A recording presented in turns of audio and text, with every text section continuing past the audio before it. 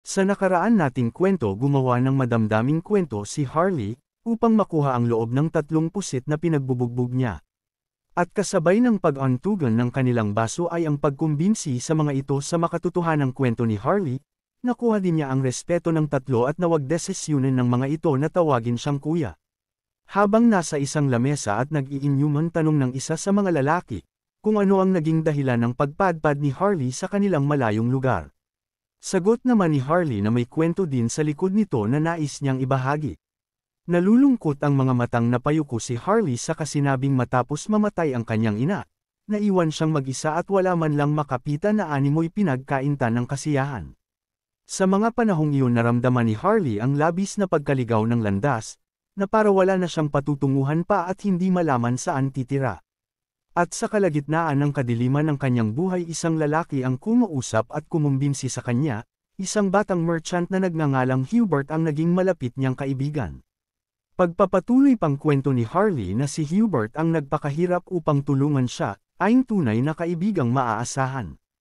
Kasabay ng bonting hininga saad pa ni Harley na si Hubert din ang dahilan bakit siya napadpad sa lugar, natapos niyang malaman na may mga taong nagbabanta sa buhay ng kanyang kaibigan.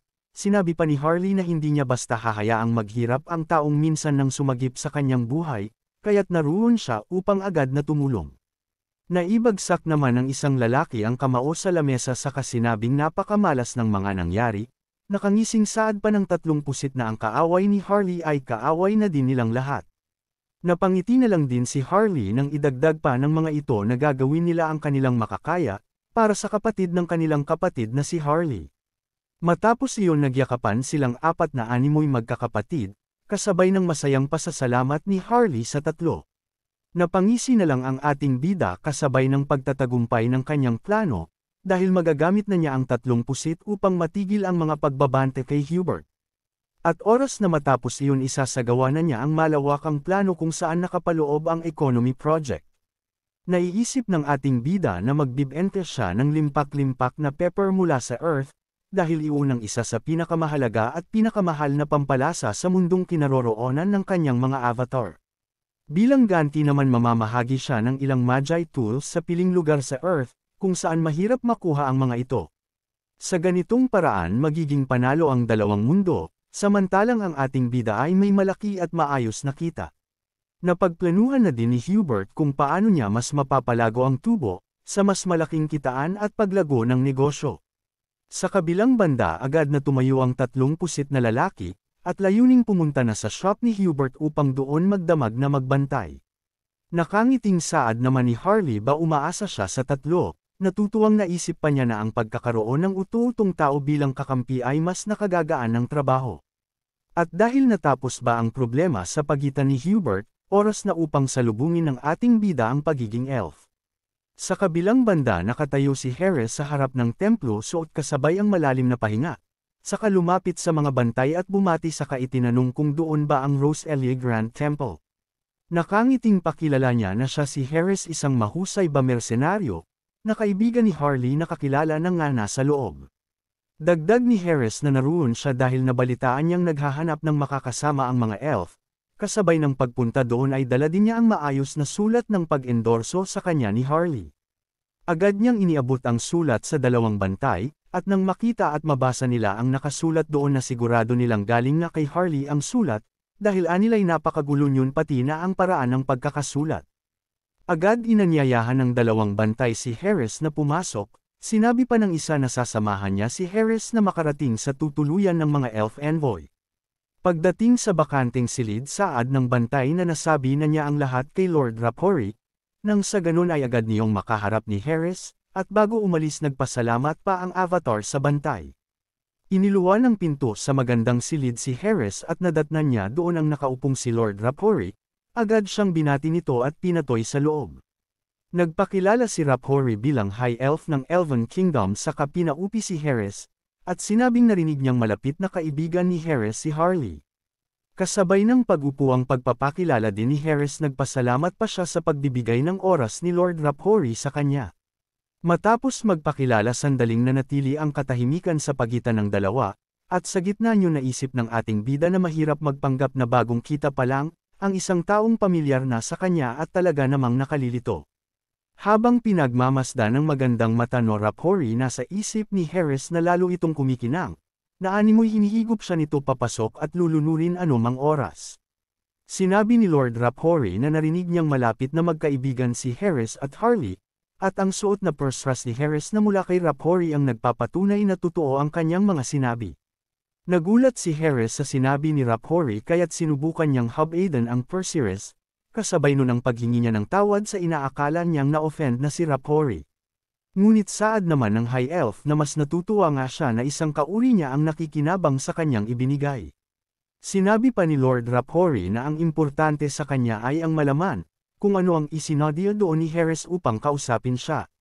Sagot naman ni Harris na hindi ito ganoon kaimportante ngunit nais niyang matuto, paano gamitin ang kapangyarihan ng kalikasan maging ang pakikipagkomunikasyon sa mga spirito. Saad pa ni Harris na hindi siya nagkaroon ng pagkakataong lumago, dahil na din mag-isa na siya noon pa sa buhay. Agad namang seryoso ng tingin si Rapori kasabay ng pagliliwanag ng mga makikinang na mata, agad din niyang sinuri ang aptitude ni Harris at saad niyang walang duda dito. Tumayo si Rapori sa kainaya si Harris na magpahangin na hindi din naman tinanggihan ng avatar. Nangakalabas na sila at nasa Bacanahe, ipinaliwanag ni Lord Rapori, na hindi niya maibibigay ang hiniinggi ni Harris na turuan siya nito dahil ilang araw na lang ay aalis na siya. At dahil doon minarapat niyang anyayahan si Harris na sumama na lang sa Elven Kingdom, na agad namang ikinangiti ng avatar ngunit nagtanong pa din siya kung tama ang kanyang narinig. Batid ng ating bida na ang Elven Kingdom ay ang tirahan ng mga elves, na matatagpuan sa Enamel Continent at lugar kung saan naruroon ang High Elves Educational Institution. Sinabi ni Harris na isa itong karangalan para sa kanyang ngunit tanong din niya kung hindi ba nangangailangan dito ng mataas na kwalifikasyon.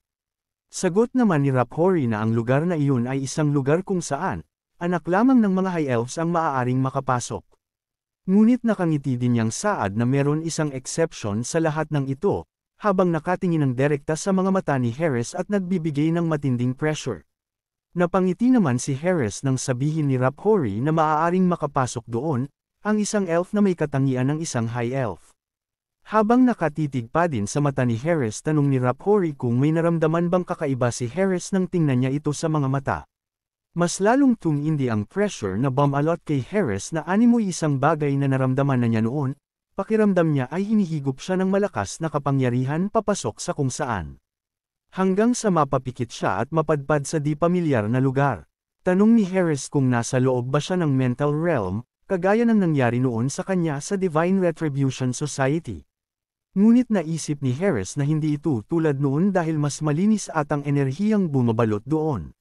Nagpalingalinga pa si Harris at inikot ang mata sa paligid, hanggang sa makuha ng isang baga ang kanyang atensyon. Isang dahon ng World Tree ang dahan-daang dumampi sa nakalahad na kamay, ng isang magandang babae hanggang unti-unti itong maglaho. Nakaupo ang magandang babae sa taas ng isang puno kaya't naisip ni Harris na ito ang goddess ng mga elves. Napagtanto agad ni Harris na ang nasa harap niya ay ang World Tree, at dahan-daang bumama doon ang magandang babae kasabay ng marahang paglapit kay Harris. Hindi na nagawa pang gumalaw ni Harris sa kanyang kinatayayuan, nang mas lumapit pa sa kanya ang nakalutang na babae. Magpapakilala pa sana si Harris nang bigla siyang marahang haplosan sa mukha ng babae, habang malamlam ang mukha nitong nakatingin sa kanya at nakangiti. Namula agad ang mukha Harris habang kinikilig at nagtatanong sa isip kung bakit ito ginagawa ng Elves Goddess. Nag-anyong elf ang World Tree at pinapalapit si Harris. Hinawakan siya nito sa mukha at pinapapunta si Harris sa Elven Kingdom. Tinanong ni Harris ang kanyang nakikita na kung ito na ba mismo ang World Tree. Dagdag pa na ano ang ibig sabihin nito sa mga sinabi sa kanya. Sumigaw si Harris sa elf na nakikita na sandali lang wag muna itong umalis. Dahil wala pa siyang idea tungkol sa sinasabi nito sa kanya na pumunta siya sa Elven Kingdom. Naglinga-linga si Harris pero hindi na niya makita ang elf na nagpakita sa kanya. Sinabi ng kasama niyang elf na lalaki na naramdaman ni Harris ang presensya ng World Tree. Sinabi ni Harris sa kasama na nakakita siya ng elf, sabay tanong na kung iyon ba ang World Tree. Ngumiti ang elf at pinaliwanag na ang World Tree ay nagpapakita sa isang nilalang kung saan ito familiar dito. Nagpakita iyon kay Horace sa anyong elf dahil mas familiar si Horace sa mga elf. Pahabol pa na ang World Tree ay nagpakita ng interest kay Horace. Hindi naman makapaniwala si Horace sa kanyang mga nalaman kaya ganun na lang ang kanyang react.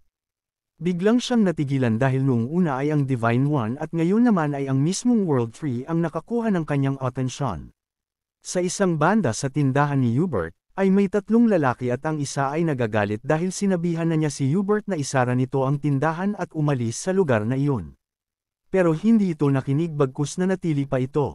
Hindi naman nagpatinag si Hubert at humigop lang ng kape at nanghingi ng tawad sa kanyang kapangahasan. Dagdag pa na may dumating na masarap na tea ngayong linggo lang na ito. Kaya bakit hindi siya saluhan ng mga ito magkape? Tinapik ng hambog na lalaki ang kape ni Hubert at sinabi na hindi siya nito naiintindihan kung ano ang sinasabi niya. Natapon ang kape sa sahig habang inuulit ng lalaki na umalis na si Hubert sa lugar na iyon ngayon din. Pag hindi ito umalis ay mamamatay ito.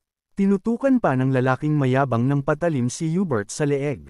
Pero hindi natakot si Hubert bagkus ngumiti pa ito. Sinabi pa ni Hubert na mukhang hindi ng mga ito gusto ang tea, pero ang kanyang mga kaibigan ay nag-e-enjoy sa pag-inom ng tea na iyon.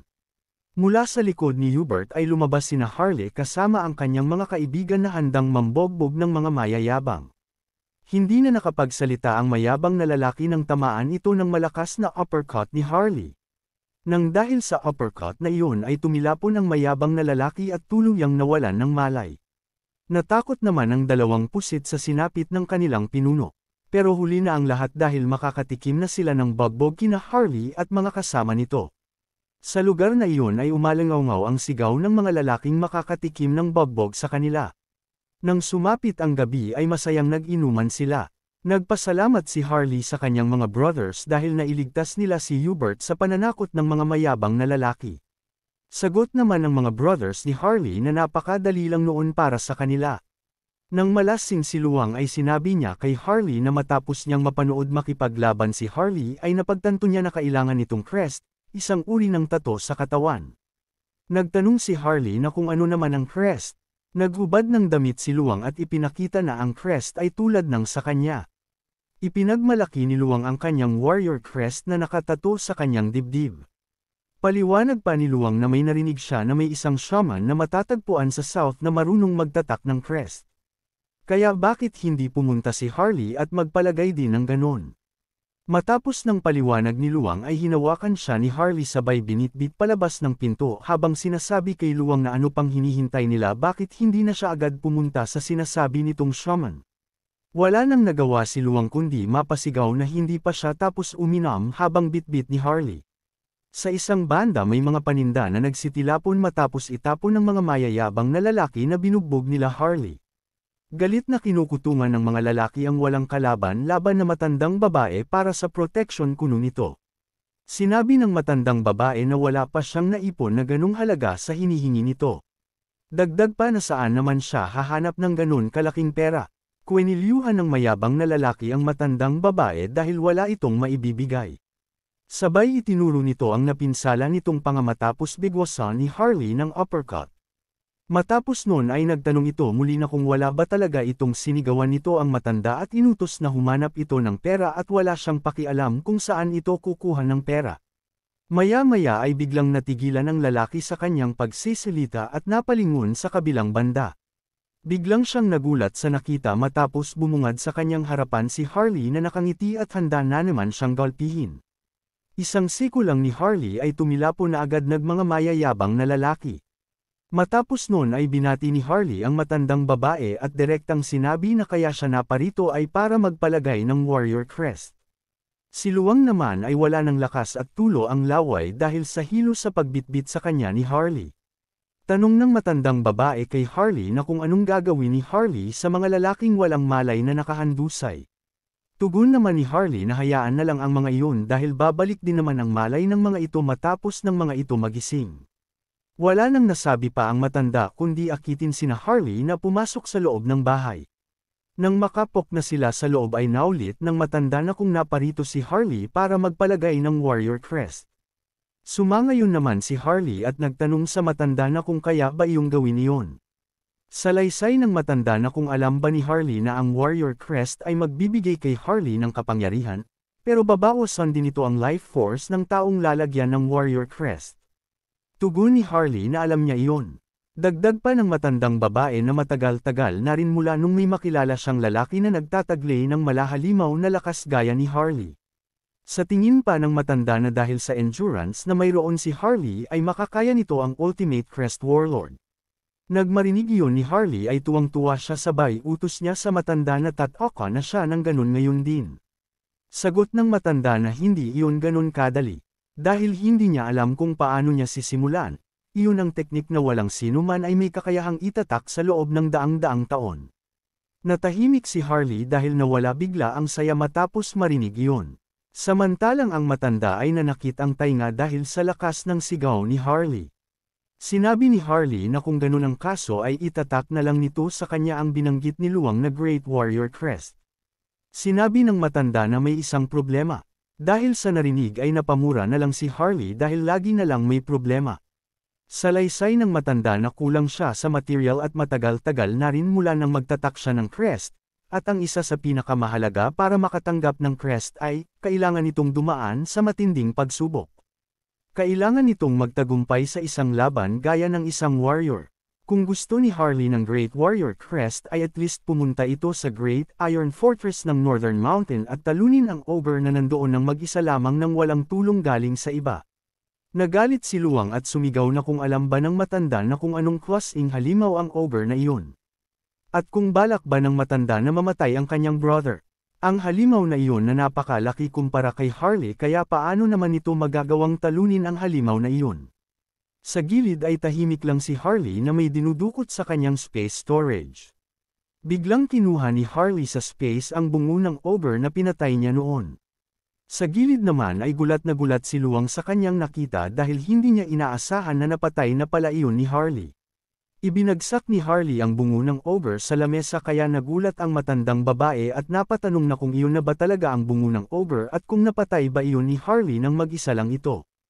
Tumawa lang si Harley at sinabi na ang ogre na iyon ay wala lang kumpara sa kanya. Napahawak na lang sa ulo ang matanda dahil sa kanyang mga nalaman. Ay sinabi niya nakakamanghang warrior si Harley pero bumalik na lang ito sa ibang araw. Dahil kulang na siya sa enerhiya at ang kanyang katawan ay nasa hindi magandang kondisyon. Dagdag pa na kailangan niya ng stamina sa pag-carve ng crest at hindi pa siya kumakain ng maayos. Tanong ni Harley sa matanda na kung pagkain ba ang kailangan nito, kung ganun ay siya na ang bahala dahil ang pagbalik ng vitality ang kanyang specialty. Paglingon ng matanda ay bigla na lang nawala si Harley sa kinauupuan. Napasabi na lang ang matanda na sana hindi na naman masangkot sa gulo ang Harley na iyon. Sa isang liblib na lugar ay napasigaw na lang ang lalaking mayabang dahil sumulpot na naman sa kanyang harapan si Harley at binigwasan siya ng isang suntok na naging sanhi ng kanyang pagtilapon. Sinabi ni Harley habang hawak ang kamao na lagi na lang silang nagkikita ng lalaking ito ngayon araw. Napatanong na lang ang lalaki na sino ba talaga ito, at sinong nagpadala dito bakit lagi na lang nitong ginagawa sa kanila iyon. Sagot ni Harley na nagkamali ang mga ito ng taong kinalaman, ang mga ito rin ang naglapat ng kamay sa kanilang shaman. Tanong ng lalaking bungina na kung ang tinutukoy ba nito ay ang matandang shaman na nasa south. Humingi ng tawad ang lalaki dahil hindi nila alam na shaman iyon, ang pagkakaalam lamang nila na isa lang iyon villager na healer o kung anuman. Naghanda lang naman ng kamao si Harley sabay binigwasan ng suntok ang mayabang na lalaki, pero hindi pinatama ni Harley sa mismong mukha. Sa sobrang takot ng lalaki ay nangako na ito na hindi na ng mga ito uulitin. Sagot ni Harley na tuparin nito ang pangako nito. Tanong ni Luwang kay Harley na kung ano nang gagawin nila sa mga mayayabang na iyon. Ngumiti si Harley at sinabi na pipilitin nila ang mga nakakalat sa sahig. Sabay utos kay Luwang na kuhain ang kahon at tulungan siyang kunin ang mga karni, dahil ngayong gabi ay magkakaroon sila ng barbecue party. Isang maaliwalas na hapon ang masisilayan habang abala ang matanda sa pagwawalis ng bakuran, napalingon naman ito nang marinig ang boses ng isang lalaking kakadating lang. Nang makita ng matanda si Harley at ang isang lalaki, agad niyang tanong kung ano ang dala ng mga ito. Sagot naman ni Harley na ito ay mga karne at alak na kanilang pagsasaluhan. Nakangiting tanong pa ni Harley kung sapat na ba ang mga ito, upang lumakas at mas maging malusog ang matanda. Napangiti naman ang matanda habang naiisip na marahil kasing edad na ni Harley ang kanyang anak, kung nabubuhay pa ito sa kasalukuyan. Isang pag-isnab ang iginawad ng matanda sa kasinabing hindi na niya kayang nguyain ang mga karneng dala ni Harley. Mapangasar na tanong naman ni Harley kung hindi ba ito kakainin ng matanda. Agad namang binawi ng matanda ang sinabi sa kanapangiti, saad pa niya nakakain siya ng kaunti dahil pinaghirapan ito ng dalawa. Malalaking kagat ng karne ang nilantakan ng matanda kasabay ng pagtungga sa alak, na animoy matagal nang di nakakakain ng ganoon kasarap. Napangiti naman si Trevor habang nasa isip ni Harley na batid niyang mag-aga niya kumain ng Southern women, ngunit di pa din niya inaasahan na ganoon kalakas kumain ang matandang gabundok na ang pinggan ng pinagkainan. Nang matapos kumain ang matandang shaman, agad niyang pinunasan ng daliri ang bibig, sa kasinabing oras na upang simulan ang pag-uukit. Habang idinadarang sa mainit na apoy ang karayon, saad ng matanda na talagang masakit ang proseso ng pag-uukit. Tanong pa ng matanda kung handa ba ang isip ni Harley para doon. Tumatawang sagot naman ng nakahigang avatar na pinaghandaan na niya ang bagay na iyon. Sinabi pa niya na huwag mag-alala ang matanda dahil sanay na siya sa mga ganoong proseso, na ginagawa habang nakahiga siya sa isang kama. Hindi pa natatapo ang kanyang sinasabi ng isalpak ng matanda sa kanyang bibig, ang isang muning manika dahilan upang matigil siya sa pagsasalita. Nakangising saad ng matandang shaman na ito ang naging busel ng kanyang anak, nung mga panahong tinanggap nito ang kanyang engraving. Napasunod na lang ng tingin si Harley sa kamay ng matanda, nang subukan nitong itusok sa dibdib niya matulis na karayom. Takang napamura naman ang matanda nang hindi man lang ito bumaon sa dibdib ni Harley. Napatawa naman ni Trevor sa katanong kung may iba pa bang paraan upang gawin iyon. Sinabi naman ng matanda na wala nang iba pang paraan, kaya't mas lalo niyang hinigpitan ang kapit sa karayom saka itinaaas sa ere. Sumiryuso at nagliwanag pa ang mga tato ng matanda saka sinabing wag silang mag-alala, dahil sisiguraduhin niyang hindi masasayang ang karne at inumin na ibinayad nila sa kanya. Mabilis niyang ibinaba sa dibdib ni Harley ang karayom sa kamay, saad pa niya na oras na upang ipakita kung ano ang kayang gawin ng isang top-notch tribal head shaman. Napalaki na lang ang mata ni Harley ngunit wala siyang magawa at hindi rin makasigaw.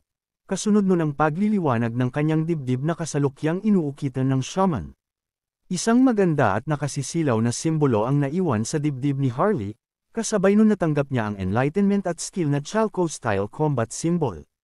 Nakangiti si Harley matapos matanggap ang simbolo ng isang great warrior. Hindi din maiwasang mamangha ng ating bida dahil aniyay mas maganda itong paraan, upang mapalago ang kanyang bio-aura. Ramdam din ni Harley ang pagdoble ng kanyang lakas at sa isip-isip niya, makakaya niya nang patumbahin ang isang uso gamit lang ang mga kamay. Napalingon naman sa gilid si Harley nang marinig ang mahinang pagdaing ng matandang shaman, agad din siyang napasigaw nang makita ang biglaang pag-upo nito. Tarantang tanong ni Harley at Trevor kung ayos lang ba ang matanda. Tumatawang sagot naman ng matanda na matagal na din nang huli siyang gumamit ng ganun katinding lakas. Saad pa niya na nanghina lang siya ngunit ilang minuto lang ay babalik din ang kanyang lakas.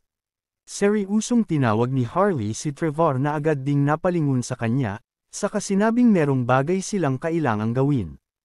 Habang inuug-ug ang balikat ng matanda saad ni Harley na kailangan pa nila ng mas maraming karne, nang sa ganun ay manumbalik ang lakas ng matanda at nang sa ganun ay matapos nila ang iba pang kailangang tapusin. Napanganga sa gulat ang matanda saka nasabi sa isip na napakatigas ng ulo ni Harley. Kasunod nun umalangaw-ngaw ang sigaw ng shaman at inutos sa dalawa na pagpahingahin muna siya. Sa kabilang banda nakaluhod ang Saintess sa ibaba ng higaan ni Heinrich, habang walang tigil sa pagyusol ng mga dasal.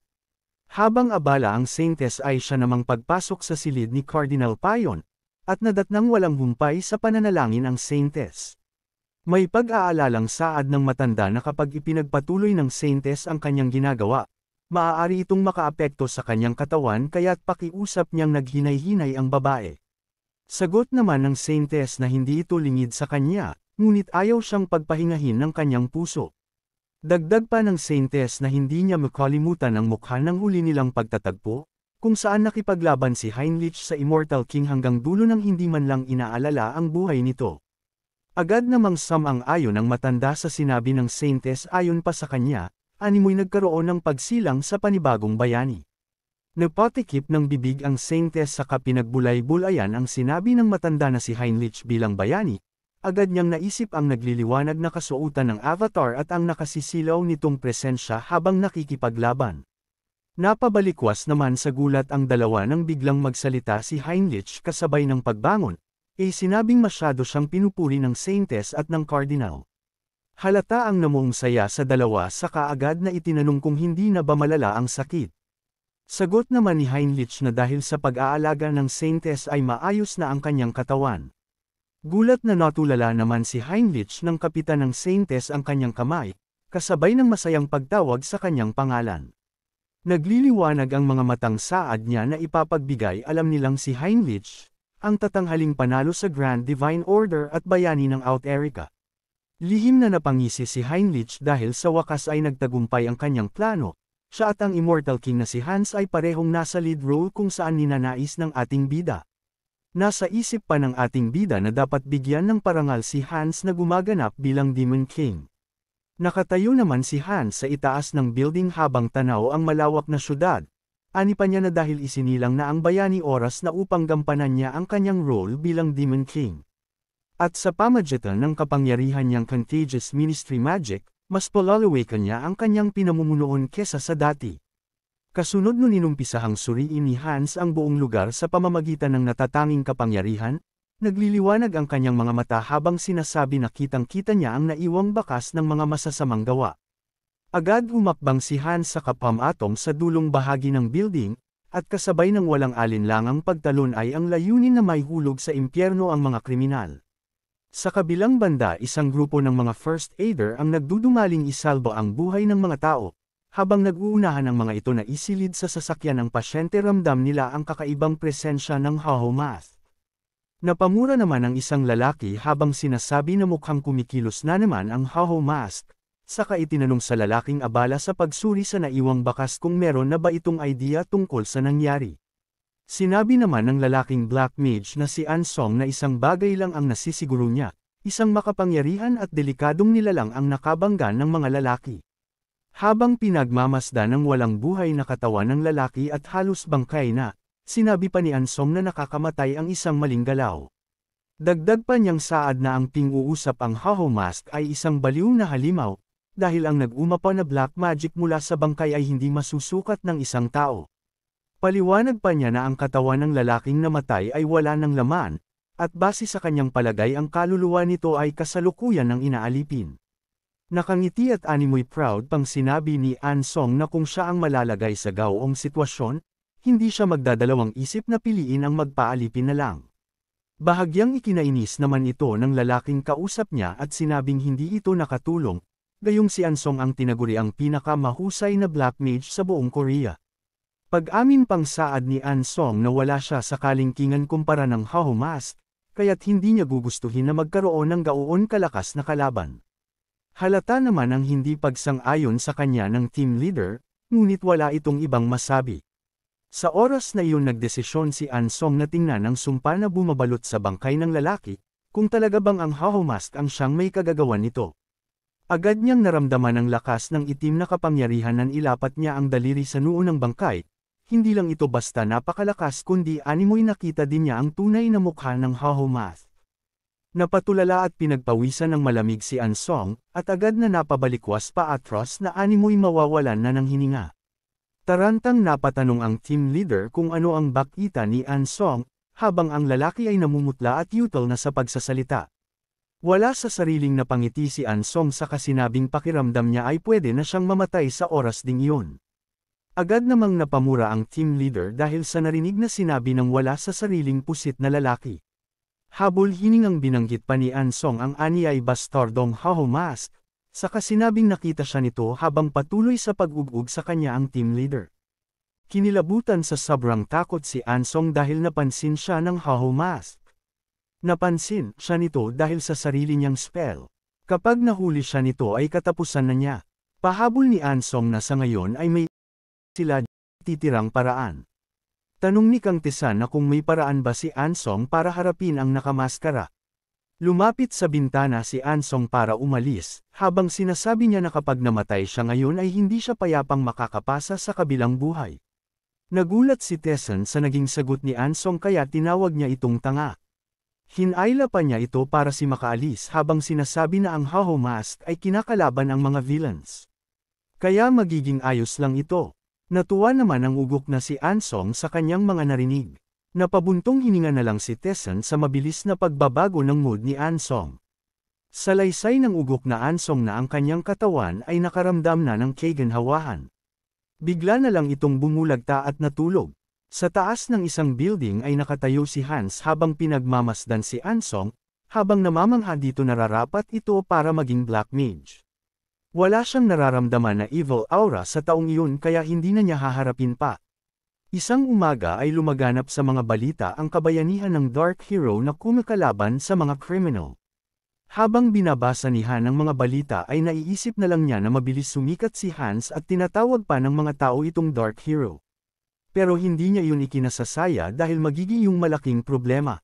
Maya-maya ay biglang sumakit ang uluhan kaya hindi muna siya ngayon makakapag-operate. Maya-maya ay biglang may kumatok sa kanyang pintuan kaya lubos niya yung ipinagtaka dahil wala namang nabisita sa kanya. Binuksan ni Han ang pinto habang nagtatanong na kung sino ang kumatok. Sagot ng nasa kabilang pinto na delivery iyon. Nang makita nita ang tao ay bigla siyang nagulat. Dahil si Kang Tesson ang bumisita sa kanya na may dalang chicken habang sinasabi kay Han na ang tagal nilang di nagkita sabay tanong na kung ayos lang ito. Mangha parent si Han sa pinagbago ni Kang Tesson. Tumatawang nag-alis ng jacket si Tesson at sinabi nito kay Han na matagal na din pero ganun pa rin ito mag-react. Napatanong na lang si Han sa isip na kung ano ang pinagsasabi ni Tesson na ganun mag-react. Malamang dahil kaibigan niya ito. Ito ang nag-iisang tao na gusto lagi niyang takbuhan sa ngayon. Kahit nagtatrabaho na ito sa Ability Management Bureau, Criminal Investigation Division ay ito pa rin ang nag-iisa niyang kaibigan mula pagkabata. At kahit ng mga panahong nagtatago lang siya loob ng silid ay ito lang taong napunta sa kanya para makita ang totoo niyang mahalagang kaibigan. Napansin ni Tesson na parang may nagbago kay Han. Sabay tanong na kung may nahanap ba itong paraan para lumaban ulit sa buhay. Sagot ni Han na hindi niya kayang manatili lang basta sa nakaraan. At nangangamba siya na hindi din yun gugustuhin ng kanyang mga magulang. Natuwa naman si Tesson sa mga sinabi ni Han at sinabi na tama ito. Tanong pa nito kay Han na kung alam ba nito kung gaano siya nag-alala rito sa lahat ng oras. Pagyayabang naman ni Hans na kayanan niyang lumabas kahit kailan niya gustuhin. Nagulat si Tesson at napatanong kung totoo ba talaga iyon na magaling na ito. Nagpasalamat si Han kay Tesson dahil noong nasa estado siya na nahihirapan ay dumadalaw ito sa kanya. Sinabi ni Tesson na dahil nasa maayos na kalagayan na si Han ay sa palagay niya sa oras na para sabihin niya rito. Natanong ni Han na kung anong ibig sabihin ng kanyang kaibigan. Tanong ni Tesson sa ating bida na kung alam nito, kung bakit siya sumali sa Criminal Investigation Division. Sagot ni Han na malamang alam niya iyon, itinuring itong parang tunay na anak ng kanyang mga magulang. At matapos mamatay ng kanyang mga magulang dahil sa isang car accident ay sumali ito sa division. Sumangayon si Tesson at sinabi na sa kasong iyon, iniisip ng nakararami na isa lamang iyong random na pag-atake ng mga awaken. Iyon ang pinaniwala ng nakararami hanggang sa ngayon. Pero ang tungkol sa kasong iyon, ay may mga tao na nagtatrabaho mula sa mga anino sa mahabang panahon. At tinawag nila ang kanilang mga sarili na Divine Retribution Society. Napaka-mitikuloso ng mga iyon, wala pa silang nahuhuli sa mga iyon hanggang ngayon. Tanong pa ni Tesson kung nakita ba ng ating bida ang balita, dahil ayon sa kanya ay binigyan sila ng Haho Mask ng lead. Napapangisi naman si Han Song-yeon kasabay ng pagmamalaki sa isip, na maging sa Ability Management Bureau ay nagawa niyang magbigay ng hint.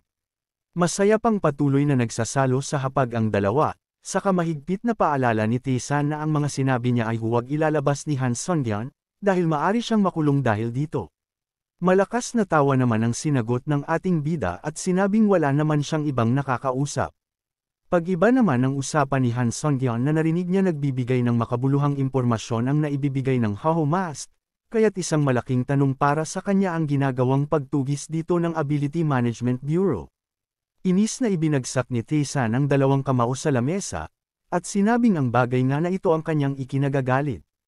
Dahil maging siya ay hindi rin maintindihan bakit hinahabol ang isang taong gumagawa ng mabuti, at hindi na lang ito hayaan sa kanyang ginagawa.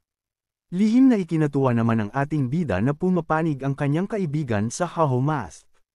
Sa kabilang banda sinabi ni Tae-san na uminom sila bilang selebrasyon, sa bagong simula para kay Han Sung-yeon.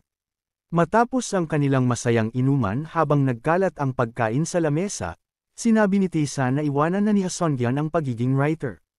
Tanong naman ng ating bida kung ano ang mali sa kanyang trabaho. Napapaluha pa sa kakatawang saad ni Tae-san na hindi makatotohanan ang kwentong sinusulat ni Han Sung-yeon, na tungkol sa Demon King at Hero. Lalo pa niyang hindi mapigil ang tumawa ng malamang Hans ang pangalan ng Demon King, na ani ay hindi niya maiisip kahit pa makarami siya ng inom ng kape. May halos inis namang paliwanag ni Sung-yeon na naiiba at astig ang kanyang kwento. Tumatawang sinabi naman ni Tae-san na hindi ito naiiba kundi isang makaluma, habang patuloy pa din sa pagtawa. Mungkahing pahayag ni Tae-san na dahil nabuo na ang pangalang Hans, maaari namang sabihin ni Han Sung-yeon na isa itong pinaikling pangalang, at ang Hans halimbawa ay pinaikling Hannibal Strauss. Agad namang napaisip ang ating bida nang marinig ito at nasabing mukhang mas maganda nga itong idea. Sinabi naman ni Tae-san na kung patuloy na magsusulat si Han Sung-yeon ay maaari siya nitong tawagan anumang oras. Sa gitna ng kanilang usapan biglang tumunog ang cellphone ni Tae-san, napakamot na lang si Tae-san sa ulo matapos makitang late na siya sa trabaho. Mabilis na naglakad si Tae-san palapit sa pintuan sa kasinabing pinapapunta na siya ng team leader, kaya't kinakailangan na niyang magmadali. Bubuksan na sana ni Tae-san ang pinto ngunit natigilan siya nang itanong ni Han, kung kamusta na ang lagay ng kanyang lola. Nakangiting lumingon si Tae-san at sinabing polola na ng polola ang kalagayan ng matanda, at kailangan nang ihanda ni Han ang kanyang sarili at emosyon. Natulala naman si Han sa narinig saka itinanong kung meron ba siyang magagawa upang tumulong. Sagot naman ni Tae-san na mag-focus lang si Han Sung-yeon sa pagsusulat ng mabuti, at wag nang mag-alala pa dahil gagawin niya ang kanyang makakaya. Naikuyom naman ng ating bida ang kanyang kamao at hindi na nakaimik pa, habang inaalala ang kanyang pagkabata sa piling ng lola nita. Tae-san, masaya silang naglalakad habang hawak sila ng lola ni Tae-san sa magkabilaan nitong kamay. Sarap na sarap sila sa kanilang kinakain at sinabi pa ng matanda na sabihin lang sa kanya sakaling may gusto pang kainin ang dalawa. Hindi din makalikutan ng ating bida nang sabihin ng matanda na para na rin siya nitong tunay na apo. Naalala pa ni Sung-yeon na inaalagaan siya nito at pinapahalagahan kahit sa paraang simple, ngunit ngayon ay malubha ang kanyang karamdaman. Habang papaalis si Tae-san seriusong naiisip naman ni Han, na naghihirap ang kaibigan na minsan nang tumulong sa kanya at wala man lang siyang magawa. Sa gitna niyon bigla siyang natigilan at naisip na meron siyang bagay na maaaring gawin. Nakangiting sinabi ni Han na magkakaroon ng malaking utang na loob si Tae-san sa kanya, at pagsisisihan ito ang pangmamaliit sa kanyang pagpapangalan sa mga karakter. Dahil ayon kay Han ang mga karakter na iyon na may nakakatuwang pangalan, ay siyang tutulong sa kanya at lulutas ng problema.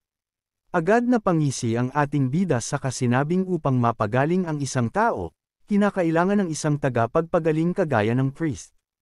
At walang ibang pumasok sa isip ng ating bida kundi ang kilala niyang may taglay na lakas, at di matawarang divine power na nakakuha ng atensyon ng Archbishop, walang iba kundi si Heinrich ang may kakayahang pagalingin ang lola ni Tae-san. Ngunit agad ding natigilan ng ating bida upang pag-isipan paano may lalabas si Heinrich, dahil kung aalis siya matapos may talagang hero ay magkakaroon ito ng di pagkakaintindihan. Kaya't kinakailangan niya pang magintay ng tamang oras. Sa kabilang banda isang batang lalaki ang masayang naglalakad habang hawak ang isang bag ng prutas. Tanong naman ni Diana sa bata kung ayos lang ba ito at kung hindi ba nabibigatan sa kanyang dala. Nakangiting sagot naman ng bata na ayos lang siya hanggang sa hindi niya mamalayan ang pagdupilas ng bag sa kanyang kamay, at gamulong ang ilang piraso ng mansana sa sahig na agad din naman niyang hinabol. Nag-aalalang sinabi naman ni Diana na huwag tumakbo ang kanyang kapatid. Tumigil sa paggulong ang isang mansanas nang bumangga ito sa paa ng isang lalaki, dahan-dahan naman itong pinulot ng lalaki sa kasimabong kailangang hawakan itong mabuti ng bata, na nagpatulala naman sa magkapatid. Bigla namang nagliwanag ang mukha ni Diana nang makilala kung sino ang lalaking sa harap niya, at agad napasabi ng Uncle Heinz na nagpangiti naman sa avatar kasaunod ang pagtatanong kung kamusta na ang dalawa. Takang tanong ng bata kung ang kaharap ba nila ay talagang ang kanilang Uncle Heinz, dahil nasa isip niyang malaki na ang iniba ng itsura nito kumpara sa dati. Nakangiting tanong ni Diana kung bakit huli na dumating si Heinz, sagot naman ng avatar na naging busy lang siya ng halos ilang buwan. Malawak ang ngiting sinabi naman ni Diana na dahil naroon na si Heinz ay marahil meron itong nais na pag-usapan, habang sinasabi pa sa isip na nalalaman niya ang lahat. Agad namang pinabulaanan ni Heinz ang paratang ni Diana at sinabing, nagpunta lamang siya doon upang bisitahin at makita ang dalawa. Saad naman ni Diana na naiintindihan niya kaya't magsabi lamang si Heinz sa kanila. Sinabi din ng kapatid ni Diana na dalasan ni Heinz ang pagbisita sa kanila. Napatawa naman si Heinz sa sinabi ng dalawa at sinabing kakaiba talaga ang magkapatid, dahil doon ay sa aabihin na niya ang tunay niyang pakay. Natulala si Diana nang ipakita ni Heinz ang ilang piraso ng gintong barya, kasabay ng hiling na muli siyang maging amo ni Diana dahil nais niyang hiramin nag-information network nito. Walang pasubaling pumayag naman si Diana at nakangiting tinanggap ang alok ni Heinz. Matapos iyon bumalik si Heinz sa lugar kung nasaan si Sorona, at inilatag sa harap nito ang mga nakuhang magic tools na binili niya. Halos lumuwa naman ang mata ng dalaga nang makita ang magagandang item na ito, kasabay ang tanong kung saan ito nakuha ng kanyang Lord Heinz. Tumatawang saad naman ni Heinz na meron siyang mga paraan, habang nagpapasalamat sa isip kay Diana sa pagtulong sa kanyang mahanap ang mga item na ito sa Thalia at Brokoslack. Pagbibigay alam naman ni Diana na ang pepper na hiningi Heinz noon, ay inilagay niyang lahat sa warehouse. Nasiyahan naman si Heinz sa narinig at sinabing ipagbibili ito ng kanyang kaibigan, at sa oras na iyon matatapos na ang lahat ng linisin. Gulat na napatanong naman si Sorona kung ano ang sinabi ni ng kanyang Lord Heinz na linisin. Isinabog ni Heinz ang mga papel at impormasyon ng mga gamang nagtatago, at sinabing siya mismo ang huhuli sa mga ito. Masayang sinabi naman ni Sorona na sa wakas ay babalik na sa normal ang kanilang clan, saad naman ni Heinz na sa ngayon ay kailangan muna nilang makipagpalitan ng mamahali ng tools at pepper. At dahil doon inatasan niya si Sorona na pansamantalang hawakan ng administration hitrosis. Nag-aatubiling sagot naman ani Sorona na hindi pa siya nakahawak ng ganoong klaseng bagay, kaya't hindi siya sigurado kung makakaya niyang pangalagaan ang kanilang clan ng mag-isa. Gulat naman siyang natulala nang sabihin ni Heinz na si Sorona, ang talentadong kilala niyang lubos ng pinagkakatiwalaan. Nagpapapoging dagdag pang saad ni Heinz na alam niyang makakaya ito ni Sorona, at buo ang tinawala niya rito. Animoy nagliwanag ang paligid ni Sorona nang marinig at malaman gaano kalaki ang tiwala ng kanyang lord sa kanya, sa ganoong paraan mabilis at walang pag-aalinlangang napapayag si Sorona.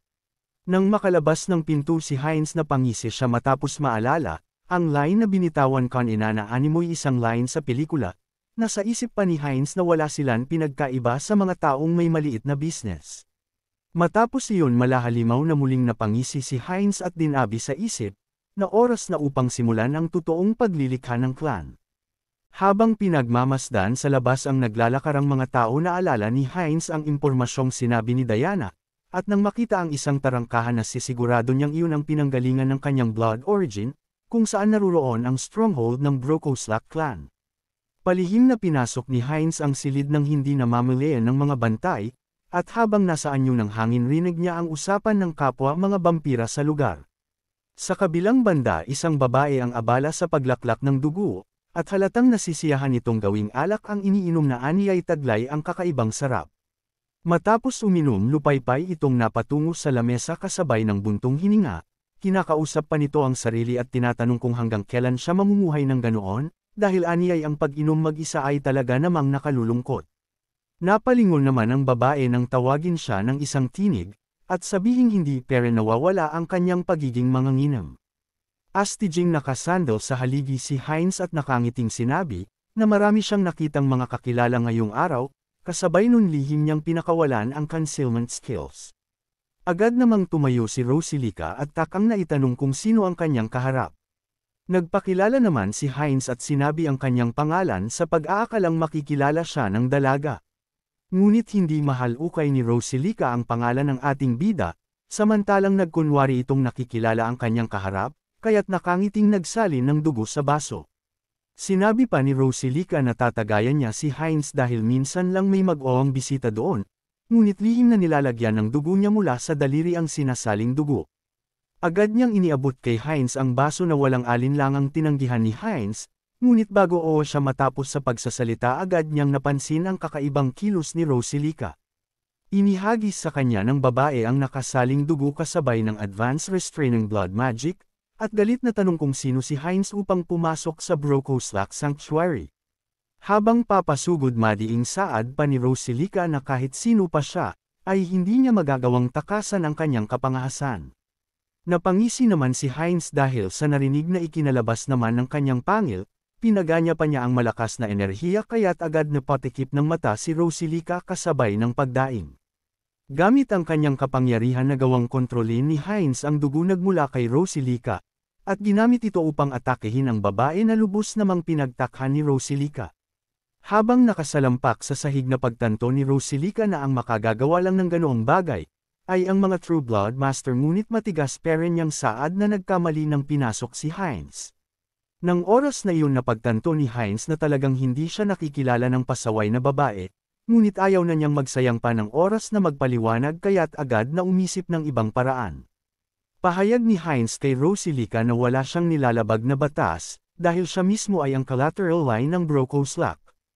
Hindi naman ito pinaniwalaan ni Rosilika at pinaninindigang walang ganoon klaseng bagay. Agad din niyang naalala at sinabi ang pinagpapatay na mga bampirang kasapi ng Isnag Branch, at itinanong kung totoo nga ba talaga iyon. Agad namang inamin ni Heinz na ito ang branch niya at kinumbinsi si Rosilika, na makiisa sa kanya at magbigay ng kinakailangang impormasyon at babahagihan niya ito ng kanyang lakas. Sa kabila niyon wala pa ding balak na makiisa ang babae, at sinabing wala siyang dahilan upang sundin ang utos ni Heinz. Mabilis na dinaklot ni Heinz ang bibig ni Rosilika kasabay ng paghingi ng tawad dahil sa kanyang dapat na gawin. Kasunod nun naghanda siya upang gawin tagasunod ang babae, dahil aniyay hindi niya ito binibigyan ng pamimilian. Tanging sigaw na lang ang narinig sa labas ng silid matapos magawa ni Heinz ang nais niya. Ramdam naman ni Rosilika ang kakaibang sensasyon sa kanyang katawan, na parang nag-umapaw ang kanyang kapangyarihan at animoy may bago ng master na kinikilala ang kanyang katawan. Matapos iyon muling utos ni Heinz sa babae na sabihin na nito ang lahat niyang nalalaman, at halata namang pinipigilan pa ng babae ang kanyang sarili. Ngunit sa huli ay sinabi din niya ang nais marinig ni Heinz, at binanggig na si Lady Friday Gia ang namumuno sa lahat ng vampira sa buong Tolaria. Dagdag pa niya na ang pinakamalakas nitong kapangyarihan ay ang paggamit ng Evil Eye. Matapos ang paghaharap na iyon isang magandang babae ang makikita, na abala sa pagtingin sa mga tanawin sa ibaba. Agad namang tinawag ng isang lalaki si Lady Friday Gia at tinanong, kung muli ba nitong pinaninod ang pamumuhay ng mga tao. Nakangiting sagot naman ni Lady Friday Gia na natutuwa siyang makita, kung paano pinipilit na mabuhay ng mga tao gamit ang kanilang mahihinang katawan. Nakaupo siya sa tuktok ng bundok kung saan tanaw ang malaking syudad, habang katabi ang isang matandang lalaki. Pahayag ng lalaki na utay-utay nang napapalawak ang kapangyarihan ng Divine Church na umabot na sa Lepel Lisi. Walang bahid ng pag-aalalang saad na mab ni Lady Friday Gia na wag na itong alalahanin ng matanda, dahil ang kaharian kinaroroonan nila ay nabibilang na sa Brokoslack, na nag-anyong mga mayayaman, at ang mga ganoong usapin ay madali lang nilang maaayos. Nagsasalita pa si Friday Gia nang bigla na lang sumambulat ang dugo ng kasama niyang matanda, at narinig niya ang pagtawag ng di pamilyar na tinig sa kanyang pangalan. Agad nilingon ni Friday Gia ang lalaking kakadating lang, at nasabing hindi pa niya nakikita ang mukha nito noon. Marahang din ilaan ni Heinz ang dugong naiwan sa kanyang kamay, samantalang sinabi ni Friday Gia na mas mataas ang kanyang kaharap sa Pure Blood, ngunit hindi isang tunay na True Blood, kaya't sinabi ni Heinz na tawagin na lang siya bilang Lesser Blood. Napatawa naman si Friday Gia at sinabing ang lakas ng loob, ng isang patapong Lesser Blood upang hamunin siya. Pagkasabi niyon agad niyang pinaganya ang Evil Eye na isa sa kanyang pinakamatinding kapangyarihan, upang atakehin ang ating bida nang hindi nito inaasahan. Ngunit nagkamali si Friday Gia dahil ang atake niya ay agad ding bumalik sa kanya, na hindi man lang nakapinsala maski kunti kay Hines na nakatayo at nakangisi pa sa kanyang harapan. Hindi makapaniwala si Friday Gia na hindi tumalab sa ating bida, ang kanyang mapangwasak na pulang mata. Napasandal naman siya sa lupa nang bilang lumapit si Hines, at sabihin alam na niya ang kakayahan ng babae. Naninindig pa niyang saad na siguradong alam ni Friday Gia ang ay ibig sabihin, nang hindi pagtalab kay Hines ng kanyang kapangyarihan. Matapos iyon halos mabalot ng enerhiya ni Hines ang buong lugar, kasabay ang sarkastikong tanong kung sino sa kanila ng babae ang hindi alam kung saan ang kanilang lugar. Napaatras si Hines ng palabisan ng babae ang dugo mula sa kamay nito na lumutang pa sa ere ang bawat patak, at base sa ikinilos ng ating bida nalaman ni Friday Gia na true blood din ang kanyang kaharap. Madiing tanong ni Friday Gia kay Hines kung ano ang dahilan nito, upang atakihin sila sa mismong puso ng kanilang teritoryo. Nakangiting tanong din naman ni Hines kung hindi ba halata na nais niya, ang lahat ng mayroon ng Brokoslak ay kukunin niya ng mag-isa.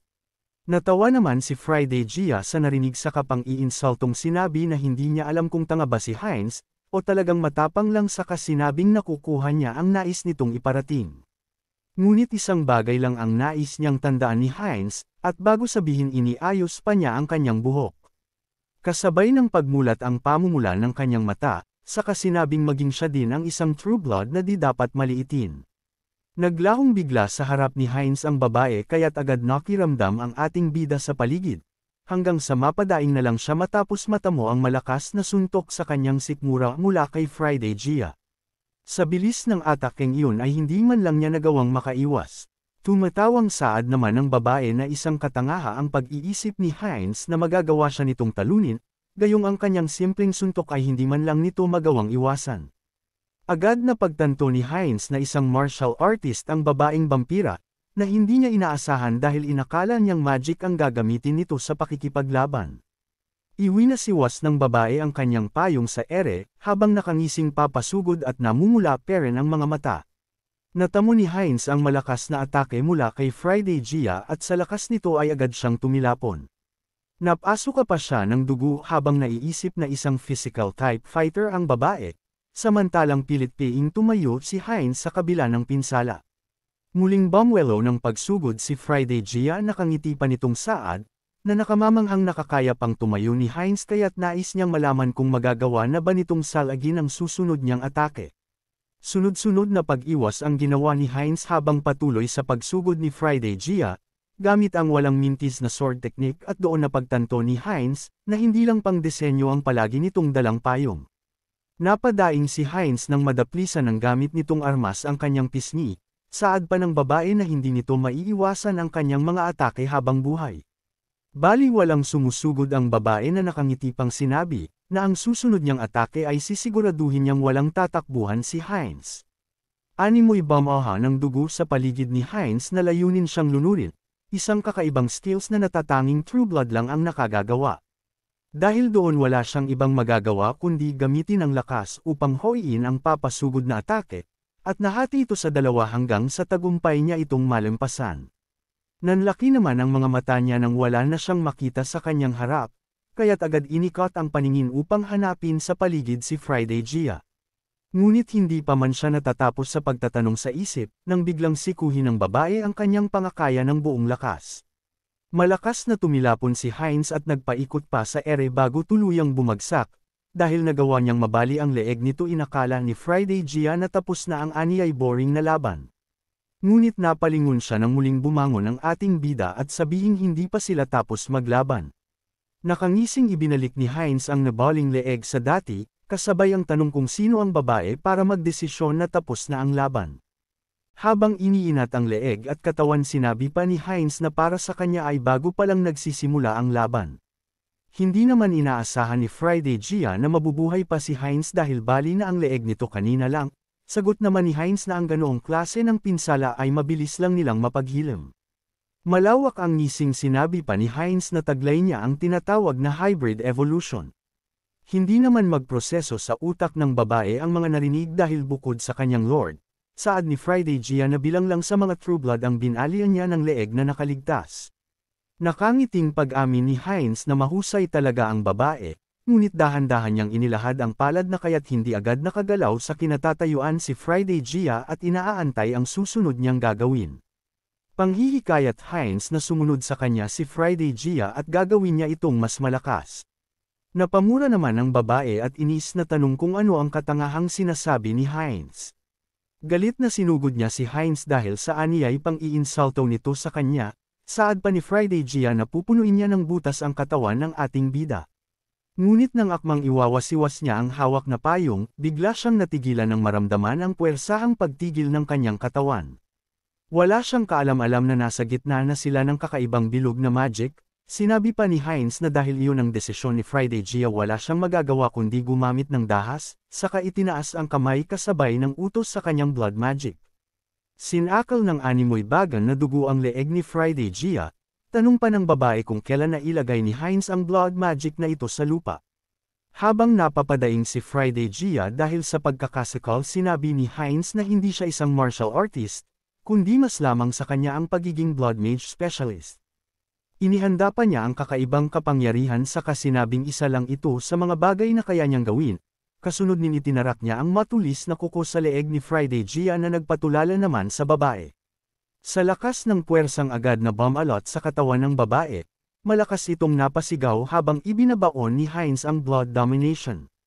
Napaluha pa sa sobrang sakit ang babae dahil mas malakas pinalakas na blood domination ang isinalin dito ni Hines, upang gumana ito sa katulad ni Friday Gia na isang high-level vampire.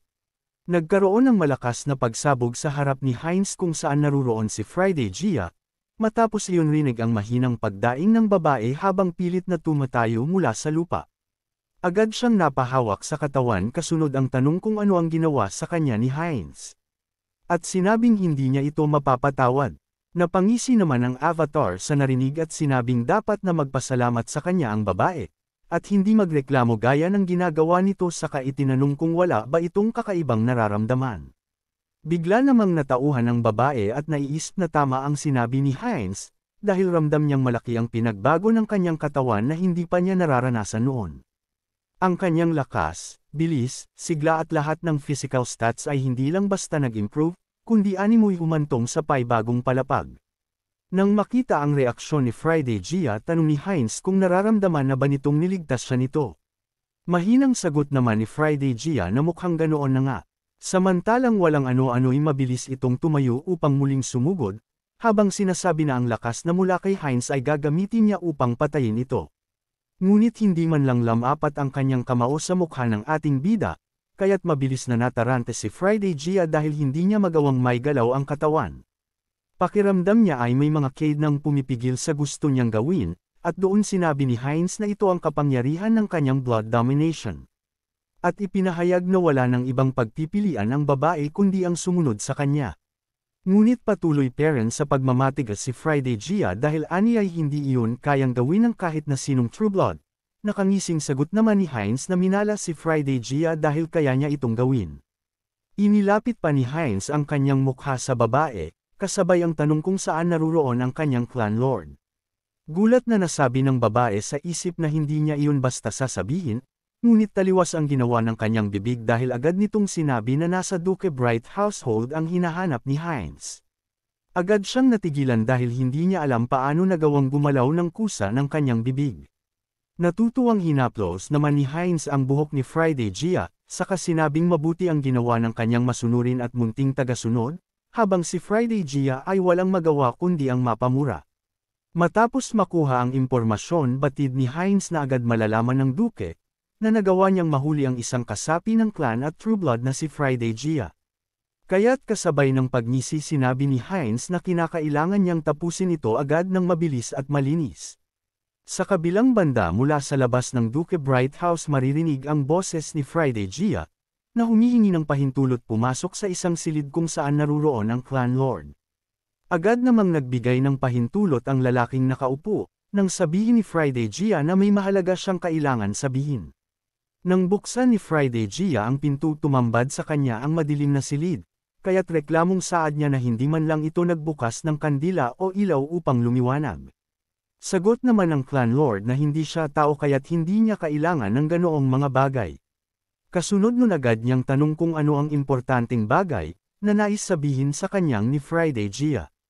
Napayuko naman ang babae at halatang nag-iisip ng susunod na sasabihin, ngunit bago pa siya muling makaimik sinabi ng clan lord na marahil, ang pagpunta doon ni Friday Gia ay dahil sa hindi imbatadong bisita na nagtatago sa likuran nito. Hindi nagawang umimik ng babae at nanatiling tahimik, hanggang sa magsalita si Hines at sabihing inaasahan na niya ito mula sa clan lord. Agad niyang pinawalang bisa ang concealment skill at sinabing magiging kahihiyan, kung hindi siya nagawang mapansin ng isang clan lord. Ibinagsak ng lalaki ang kanyang kamay sa lamesa at sinabing hindi niya inaasahan ang ganoong bagay. Halos matuno naman si Friday Gia sa kinatatayuan ng banggitin ng clan lord ang kanyang pangalan, kasabay ng pagtayo at pagpapalabas ng nakasisindak na anyo at sabihin isang traidor ang babae. Sinabi ni Malo na hindi siya makapaniwalang trinidor sila ni Friday Gia, kaya't natulala at napanganga na lang ang dalaga. Dagdag pa ni Malo na napakalakas ng loob ni Friday Gia para itakwil siya, at maglingkod sa ibang master. Mangangatwiran pa sana si Friday Gia at sinubukang pakalmayan ang clan lord, ngunit wala nang iba pang handang tanggapin ang utak nito kundi ang harapang pagtatrader ni Friday Gia sa kanya. Ayon kay Malo ilang daang taon ang tinahak nilang magkasama, kaya't hindi mahirap sa kanyang maramdaman na may nag-iba sa amoy ng dugo ni Friday Gia. Pagkasabi niyon mabilis niyang sinugod ang dalaga kasabay ang mga katagang dapat mamataya ang isang traidor. Agad namang pumagitna si Hines at sinalag ang atake, saka nakangiting sinabi na hindi mangyayari ang nais ni Malo. Agad na paatras ang clan lord kasabay ng pagmura habang nasa isip, na ang hindi inaasahang may kakayahan si Hines na salagin ang kanyang atake gamit lang ang isang kamay. Sinabi ni Hines na nais niyang meresolba ang problema sa maayos at tahimik na paraan, ngunit patuloy na napapaisip si Malo kung sino ang lalaking nasa harap niya. Pinagtawanan ng clan lord ang mungkahi ni Hines na ayusin ang gusot sa maayos na paraan, pang-iinsulto pa niyang saad na napakatalas ng dila ng ating bida na kausapin siya sa kanyang teritoryo, kasabay nun nagpalabas siya ng apoy sa kanyang kamay. Nang ihagis niya pababa ang kamay agad silang pinalibutan ng dugong pormasayon, saka sinabing puputulan niya ang parang ahas na dila ni Hines kasama na din ang traidor na si Friday Gia. Agad tinawag ni Malo ang mga anak ng Brokoslak at agad na lumabas ang mga ito, mula sa pulang pormasayon na nakapaikot sa dalawa.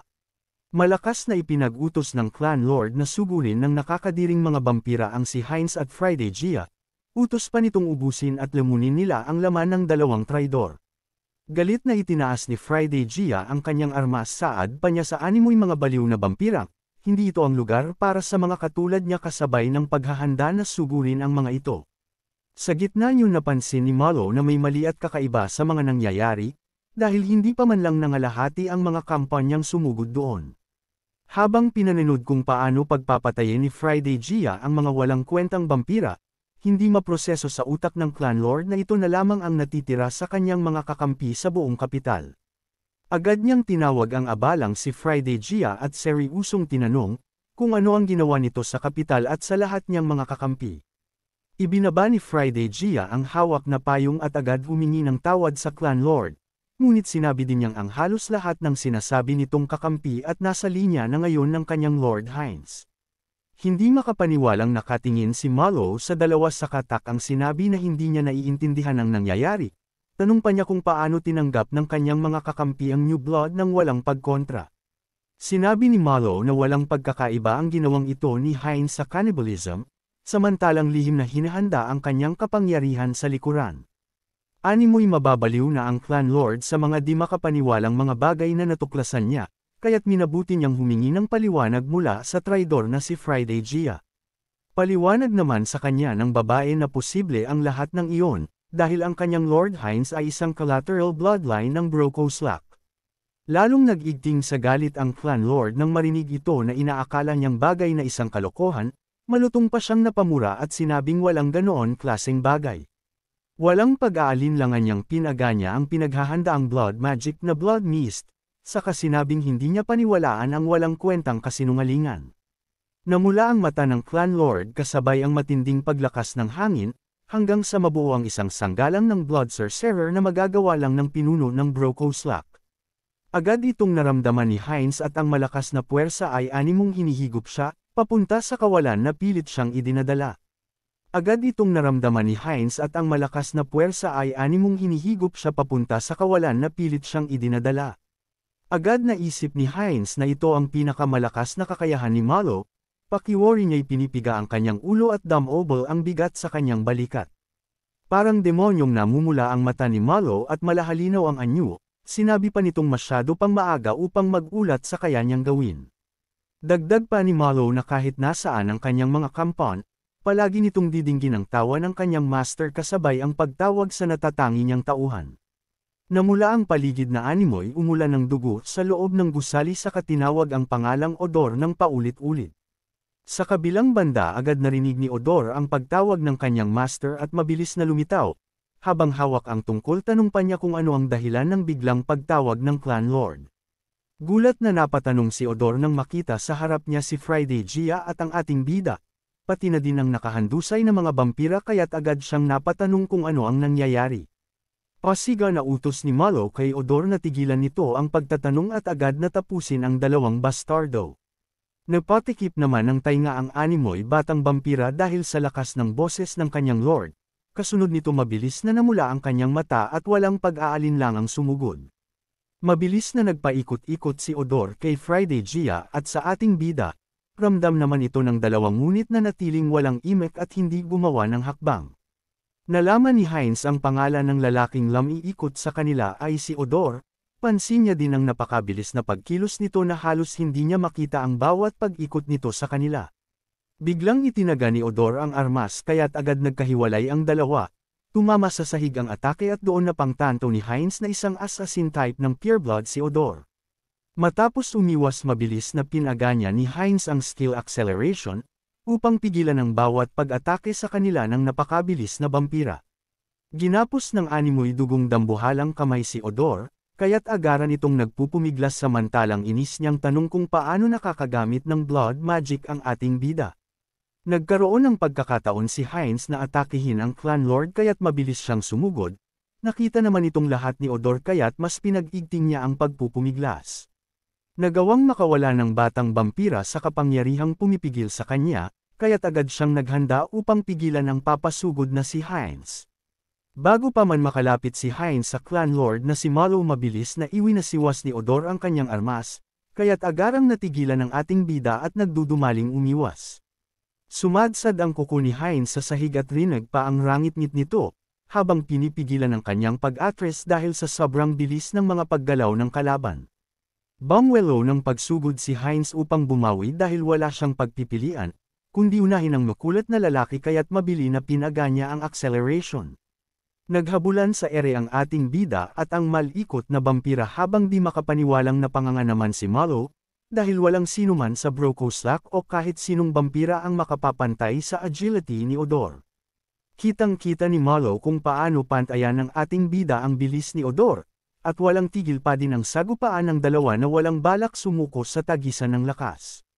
Sa gitna ng paglalaban ng dalawa hindi inaasahan ni Odor ang biglaang pagsulpot ni Friday Gia at agad siyang inatake.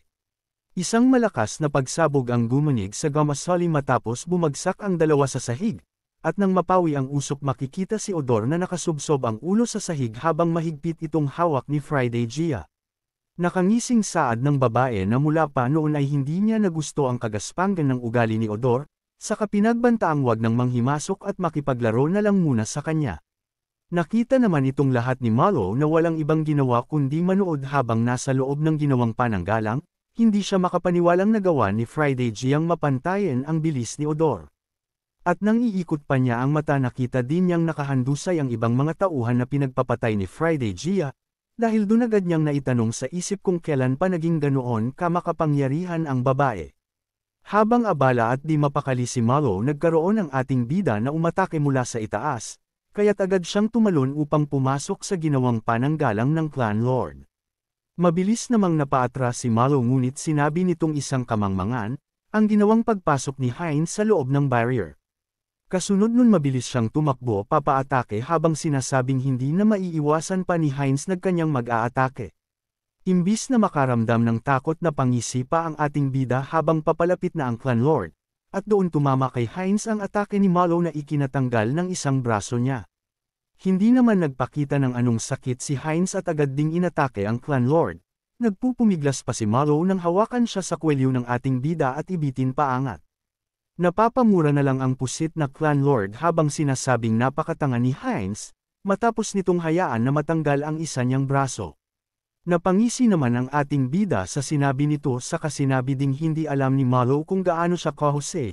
Pagkasabi niyon ay nakita ng Clan Lord kung paano unti-unting bumalik sa dati ang putol na braso ni Hines. Hindi makapaniwalang napanganga na lang siya at hindi inakalan, na mayroong vampirang nagtataglay ng ganoong kakayahan. Ibinaba ni Hines ang pusit na Clan Lord saka sinabing wag itong mag-alala dahil wala siyang plano na patayin ito, na ikinagulat naman ni Mallow. Napamurang tanong ng Clan Lord kung ano ang pinaplano ni Hines. Lumapit naman sa kanya ang ating bida upang bamulong saka sinabing ano pa nga ba ang kanyang gagawin. Walang pagsasayang ng oras na binuksan ni Hines ang bibig at pinalabas ang matatalim na pangil, dahil layunin niyang manahin ang lordship ng pusit na Clan Lord. Matapos magawa ni Hines ang kanyang plano at magapi ang Clan Lord na si Mallow, makikita ang madilim na silid na kinaroroonan ng isang ataol, habang tanging dalawang sulok lang ang nagsisilbing liwanag sa napakadilim na paligid. Utay-utay na bumukas ang ataol at masisilayan ang babaeng nakahiga dito, marahang humikab pa ang babae saka iminulat ang mata. Naghanda siyang tumayo ngunit daing niyang patuloy siyang hinihila ng antok. Sa kabila niyon pilit siyang bumangon dahil batid niyang hindi makakatulong ang mahabang pagtulog. Habang yumiin at mabilis na sumeryoso ang mukha ng misteryosong babae, saka pinakiramdaman ang paligid at nasabing mukhang may masamang nangyari sa kanyang mga anak. Sa kabilang banda rinig naman sa labas ang boses ni Hines mula sa malaking bahay, habang inuutusan nito ang mga vampirang nasa harapan niya na umayos ng pagpila. Gamit ang kanyang natatanging kapangyarihan agad niyang itinuturok sa mga ito, ang kanyang dominant blood nang sa ganun ay siya ang kilalanin nilang Clan Lord. Mabilis na sinasagawa ni Hines ang proseso sa bawat vampira habang si Friday Gia at Mallow ay nakatayo lang sa kanyang tabi at pinapanood ang mga ginagawa niya. Mula sa pintuan sinabi naman ni Odor na ang lahat ng vampirang tapos na, ay kailangan ng umalis upang agad na maumpisahan ang mga susunod. Indikasyon na lahat sila maging si Odor at Mallow ay naging subordinate na din ng ating bida. Napapunas na lang si Hines sa noo matapos ang mahabang proseso ng pag-inject ng blood dominant, matapos yun agad niyang naitanong kay Mallow kung naayos na ba ang lahat ng vampira sa buong kapital. Sagot naman ni Mallow na ayos na ang lahat at ang iba pa ay madali naman nilang maipapatawag, sa ganung paraan mas mapapadali ang kanilang trabaho. Napalingon si Hines nang marinig ang sagot ni Mallow saka sinabing ayusin nito ang kanyang tono sa pakikipag-usap, dahil sa oras na iyon ang panibagong Clan Lord ay walang iba kundi ang avatar na si Hines. Hindi naman nakaimik si Mallow nang idagdag pa ni Hines na inaasahan na niyang mas magiging madali, kung isang Clan Lord ang kanyang masasakop na talaga namang magpapadali ng lahat. Tama ang lahat ng haka-haka sa utak ni Hines dahil ang pag-i-inject ng blood dominant sa high-level vampire ay mapanganib. Kaya't sa pilitan niyang hinigup ang dugo ni Mallow nang sa ganun ay bumaba ang level nito, saka inilipat ang kanyang dominanteng dugo upang tuluyang masakop ang Clan Lord na si Mallow. Nasabi pa ni Hines sa isip na parang kahapon lang nang makagat siya at aksidenteng maging vampira, ngunit ngayon unti-unti na siyang umaangat papunta sa tuktok ng tagumpay. Sa oras na iyon napapangiti na lang si Hines dahil ramdam niya din ang malaking pagbabago. Agad namang sumagot si Mallow nang tawagin siya ni Hines kasunod nun ipinaubaya niya sa lalaki, na ipunan nito ang iba pang mga vampira sa buong region, na mabilis namang sinang ayunan ni Mallow. Habang naglalakad paalis sinabi pa ni Hines na meron pa siyang isang bagay na ipagbibilin. Lumapit siya sa isang globo at inikat ito saka sinabing kumuha si Mallow ng Intel Continente. Saad pa niya na si Mallow na ang bahala kung paano niya ito gagawin. Kung magtayo man siya ng intelligence network o makipag-deal sa iba ay si Mallow na ang bahala. Pagbukas ng pintuan sinabi pa ni Hines na isa itong importanteng bagay kaya't inaasahang niyang magawa ito ng tama ni Mallow, na natili namang tahimik si Mallow habang naikuyom ang kanyang mga kamay. Ngunit bago pa makalabas si Hines sinabi ni Mallow na narinig niya mula kay Friday Gia, na layunin ni Hines na pag-isahin ang mga vampira at maging hari nila. Ayon kay Mallow na patunayan na ng kanyang Lord Hines ang kanyang kakayahan, kaya't buong suporta ang ibibigay niya dito kasabay ng pagbibigay galang. Napangiti naman si Hines saka sinabing nagtitiwala siya sa dating Clan Lord, saka naglakad palabas ng pinto. Nang makalabas na siya agad siyang napatigil saka naisip ang mga sinabi ni Malo, hindi pa siya makapaniwalang nagsalita siya ng ganoong bagay na talaga namang nakahihiya. Ngunit matapos yun naisip na lang niya na marahil nasabi niya yun dahil sa kasiyahan, samantalang para sa kanya ay makakabuti ang maraming kakampi at hindi na masama ang maraming utusan. Inisip pa ni Heinz na magiging porma niya matapos maabot ang pagiging Vampire King. Matapos yun naglakad na siya paalis habang sinabi na oras na upang gumawa ng seryosong daan sa laro. Balik sa realidad sa syudad kung saan naruroon ang ating bida na nagpalatakbo sa kanyang mga avatar, puno ng pananabik niyang iniaayos ang bagong porma ni Hans upang mas maging astig itong tingnan. Pinatalas niya ang panga ni Hans at mas itinaas ang orbital bones nito, upang mas maging matulis at kaaya-aya. Lumabas ang bagong anyo ni Hans na mas nakasisindak ang itsura, pilyong saad pa ni Hans na ito na ang anyo na gusto niya, saka biglang binawi at sinabi sa puno ng paninindek na Tanong siya ang Immortal King at isa lang ito sa mga kaya niyang gawin. Matapos yun agad lumapit ang ating bida sa upuan sa harap ng computer, matapos niyang magawa ang misyon sa Brokoslak stage sa pamamagitan ni Heinz. Napangisi siya at nasabing tapos na ang matagal na pag-iintay, dahil oras na upang mag-cash in sa Karma Shop kaya't mas lalong lumawak ang kanyang ngiti. Nang tingnan ng ating bida ay kasalukuyang nasa 1,333,934 ang kanyang kasalukyang karma, na inaasahan naman niya matapos ang mahabang pakikipaglaban at makuha ang buong clan ng Brokoslak. Tanong naman ni Yusung kung akong upgrade naman kaya nagmaaari niyang makuha. Saka pinindot ang option ng Unique Skills Enhancement na nagkakahalaga ng 900,000. Namangha si Yusung nang mag-pop up ang dalawang status window sa harap niya, kaya't napatanong siya kung nangangahulugan bang 2 beses na pag-upgrade ang pwede niyang magawa. Ngunit bigla siyang natigilan at malamig na pinagpawisan, dahil wala doon ang nakasanayan niyang option na increase avatar quantity. Halos manlumo si Yusung dahil napakamahal ng binayaran niya, gayong wala naman siyang nakikitang option na nais niyang makamit. Sa kabilang banda naalala niyang nagsisimula paalang siyang mawili, sa pagkolekta mula sa pakikisalamuha sa iba't ibang uri kasunod nun nakuha ng atensyon niya ang entity projection. Agad siyang napatanong kung anong klaseng skill ito, dahil noon nga lamang nakita ang ganoon klase ng option matapos mag-upgrade. Nang tanggalin ni Yusung ang takip sa mata upang makita ng malinaw ang option, nakita niyang maaari lamang na magamit ang skills na ito isang beses sa isang araw. Bukod doon gamit ang entity projection magagawang gamitin ng ating bida, ang katauhan at kakayahan ng isa sa kanyang mga avatar isang beses sa isang araw. Hindi naman agad makapaniwala ang ating bida sa kanyang nalaman, dahil nangangahulugan lang itong magagawa niyang gamitin ang kapangyarihan ng lahat niyang mga avatar. Hindi niya lubos maisip na darating ang oras na siya naman mismo ang gagamit ng mga lakas, na meron ang kanyang ginawang mga clones na labis na nagbigay ng magkahalong kaba at pananabik sa ating bida.